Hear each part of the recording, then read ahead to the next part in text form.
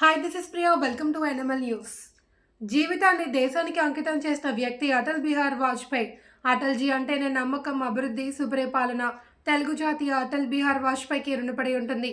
ఆర్థికంగా ఎదగడమే కాదు, నైతిక విలువలు కూడా చాలా ముఖ్యం. నాకు స్ఫూర్తినిచ్చిన నాయకుడు అటల్ బిహారీ వాజ్పేయి అని మచిలీపట్నం అటల్ సందేశం.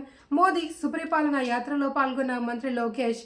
జీవితాన్ని దేశానికి అంకితం చేసిన వ్యక్తి అటల్ బిహార్ వాజ్పేయి. అటల్జీ అంటేనే నమ్మకం, అభివృద్ధి, సుపరిపాలన అని విద్యా, ఐటీ శాఖల మంత్రి నారా లోకేష్ పేర్కొన్నారు.